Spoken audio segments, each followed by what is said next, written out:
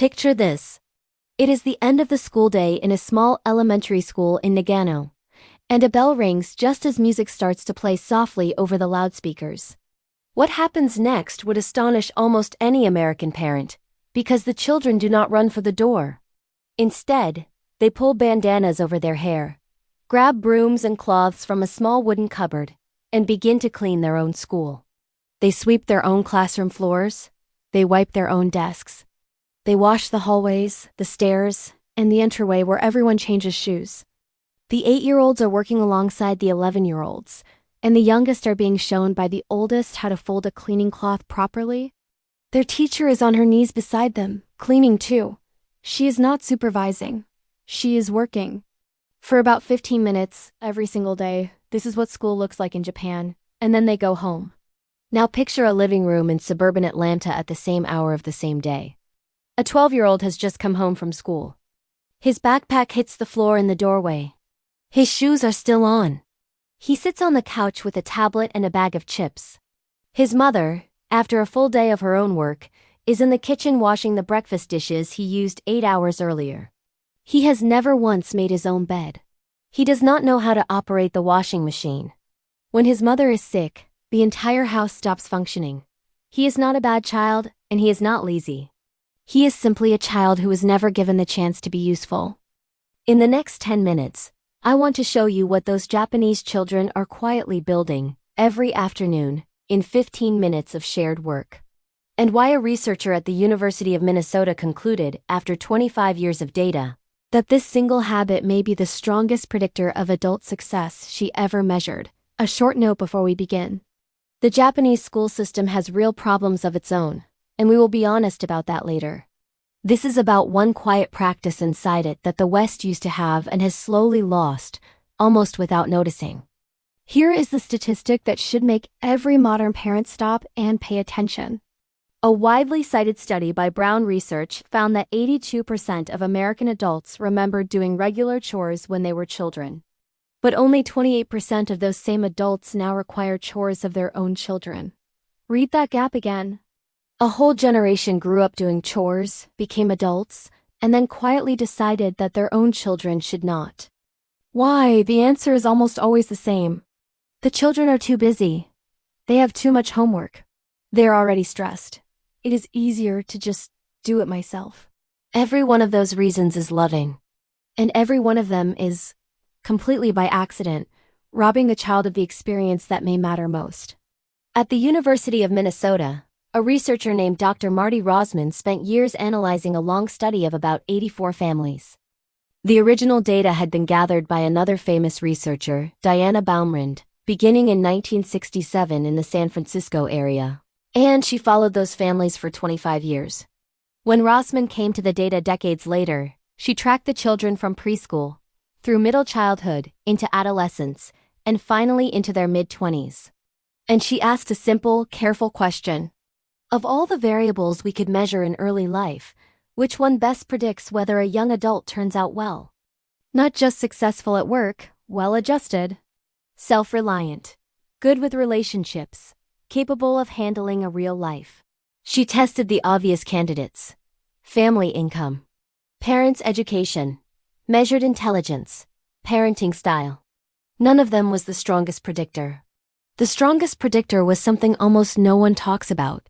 It was whether the child had been given real household responsibilities, starting between the ages of 3 and 4. 3 and 4.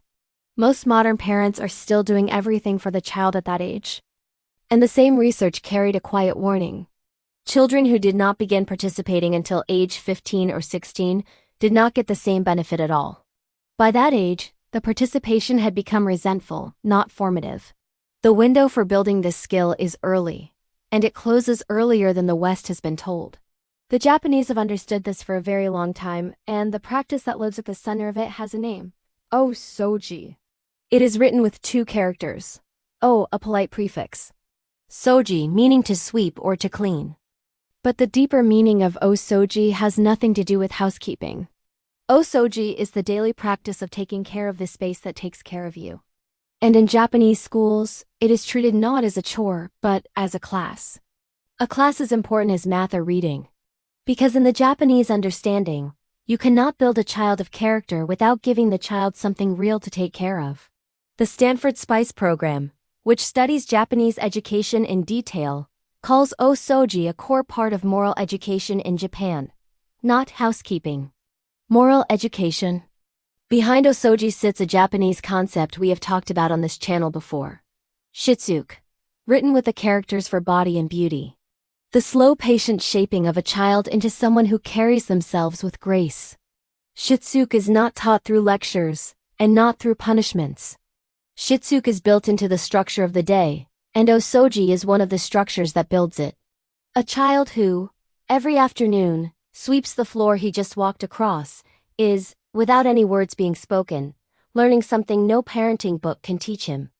He is learning that the world he lives in did not arrive clean. Someone somewhere is always taking care of it. And starting today, that someone is also him. That single quiet realization is the seed of every adult capacity that follows. So how do you bring the spirit of soji into a Western home? Without a classroom, without a bell, without 30 other children moving alongside yours, you do not need any of that. You need 4 small shifts, none of which involve buying anything. All of them involve giving something back that has been quietly taken away. Principle 1. Start younger than feels reasonable. Dr. Rossmann's research is clear. The benefits of household responsibility do not start at age 10, when the child can finally fold the laundry well. They start at age 3 or 4, when the folding is messy, the spill is real, and the help genuinely slows you down. This is the part that defeats most modern parents in the very first week. The 2-year-old who insists on pouring her own water spills more than she pours, and it would take you 4 seconds to do it for her. The temptation is overwhelming. But the 4 seconds you save today is the 20 years of capacity you cost tomorrow. The right age to start is the age the child first reaches for the task, not the age at which the task can be done well. But doing well comes later, naturally. The reaching is the moment that matters, and it arrives much earlier than most parents have been told. Principle 2. Give real tasks, not pretend ones. There is a quiet trap in modern parenting culture that almost no one names out loud. We give children play kitchens, not real kitchens, toy brooms, not real brooms. We give them chore charts with stickers for doing things that did not actually need to be done. The child knows. Children always know. And the child concludes correctly that none of this is real. The soji practice in Japanese schools is the exact opposite of this performance. The hallway needs to be swept, and the child sweeps the hallway. The task is real, the contribution is real, and the space is genuinely cared for because of the child's effort. Your version of this costs nothing. Find one thing in your home that genuinely needs doing and that the child can actually do.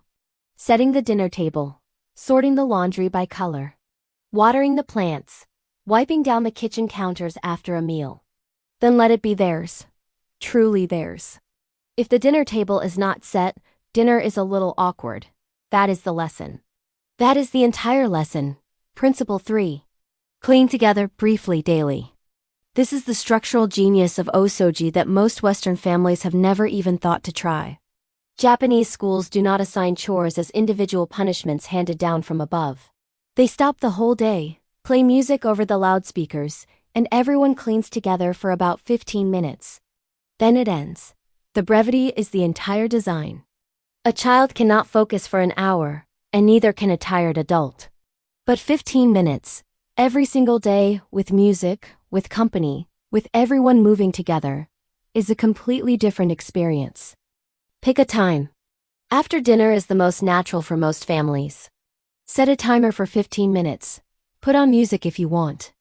And everyone in the house, including the adults, does one cleaning task at the same time. The child sweeps the kitchen floor while you wipe the counter. Not as a punishment, not as a chore chart, but as a small daily ritual you all share. 3 things happen at once. The house slowly becomes cleaner. The child learns that cleaning is a thing done with everyone, not to him. And the family quietly builds a daily moment of shared, useful, unhurried work, which is something most modern families have completely lost. Now I want to be honest with you because this matters and because I refuse to sell you a culture as a cure. The Japanese school system is absolutely not a paradise. The same culture that produces soji also produces enormous academic pressure on young people, long hours and rising rates of mental health struggles among teenagers. And the practice of soji itself is not always perfect inside Japan. In some schools it has become performative, a daily routine completed without much thought. I am not telling you that Japan has solved childhood. No country has solved childhood, and any video that claims otherwise is selling you something. I am telling you that this particular thread, the early daily responsibility for a real shared space, is one the West used to weave and has slowly dropped. And the research on both sides of the world is now quietly telling us what those dropped threads have cost a generation. Principle 4. And this is the deepest one. The one that ties everything else together. The task is never just the task. When a 3-year-old sweeps the floor, she is not really sweeping the floor. She is learning that the world does not arrive clean by itself, that her own hands can change the state of a room. She is learning that someone has to do the small, unglamorous, repeated work of keeping a life livable, and that someone gradually includes her. That single quiet realization is the seed of everything that follows in her adult life. It is the seed of a teenager who notices when the trash is full, of a college student who washes her own dishes without being asked, of an adult who shows up to a job knowing that someone has to do the work, and that someone might as well be her. The chore is not the chore. The chore is a small, repeated lesson in being a person who can take care of something real. And a person who cannot take care of a kitchen at 6 will struggle, in ways no one warned her about, to take care of a life at 26. 3 Japanese ideas. Soji. Shitsuke. The small daily ritual of shared, useful work. Soji is the practice. Shitsuke is the philosophy behind it. And the shared ritual is the structure that makes both possible inside an ordinary family. You can begin tonight. Choose one task. Set a timer for 15 minutes. And clean alongside your child, without lecture, without praise, without a chart full of stickers. Just shared, useful, unhurried work. If this video gave you something to think about, share it with another parent who is quietly tired of being the only one who cares for the house. And if you want more on the world's quietest parenting traditions, subscribe. See you in the next one.